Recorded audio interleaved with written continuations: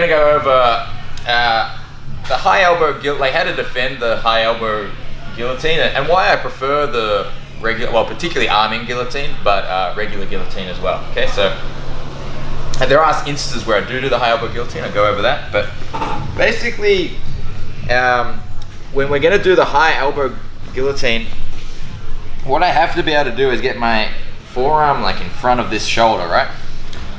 The problem is, as you'll see with this action, if I'm sitting more square, my elbow will only go to here, but I need it kind of at least sort of vertical. So to do this, I have to start turning. Yeah? I have to start turning my body like this to the side. And this facilitates Bin's best escape to the guillotine, which is to roll to the side. So if I'm going that way and he goes that way, he gets out of the high elbow guillotine reasonably easily. Okay, so whereas with our regular guillotine, we can finish more with like a side curl without that rotation, and we have less chance of them rolling out. Okay, so if you look at the action of the high elbow guillotine, I have to like tilt to the side. I'm assisting Bin to turn out to escape, okay, to get my elbow over. Whereas with the regular guillotine, I tend to more fall and curl sideways without that rotation.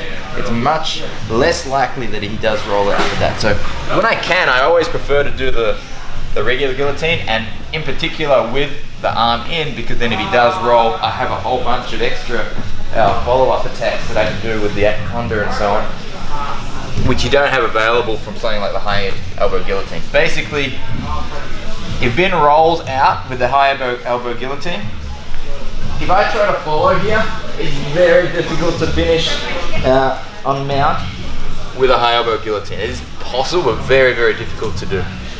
Whereas when you do the arm-in guillotine, we have those other options available.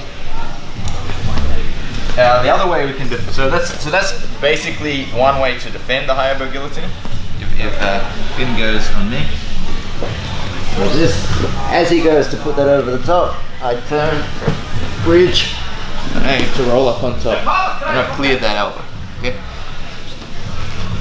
The other way to defeat this, Bin goes for the high elbow guillotine,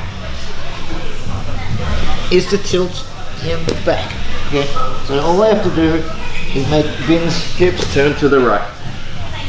Now I can reach over the top. Yeah? It's relying on the fact that he's able to stay on his right hip. While he's got this, if I can tilt him to the other hip, nothing stops me now reaching over, and this completely takes away Bin's ability to apply, like if you try to apply the choke now, Bin, very difficult. Okay. It can even leave you vulnerable to a counter such as the Von Flue choke. So, for me, I really only will go for the high elbow guillotine when Bin's passed, or as he's passing, and I'm like this. Okay, and I have to have enough room to get the high elbow in. So here it would be too late, but if we go back, and when I've got room to get my elbow in front of this shoulder and Bin's passing, here's a great time to go for it. And it's going to be hard for Bin to turn me back onto my other hip now because I'm on my side so far. Okay, but if I'm flat,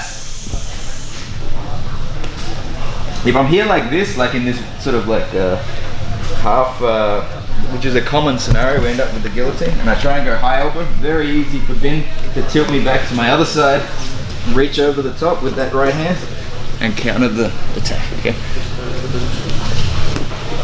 Alright guys, hope you enjoyed that.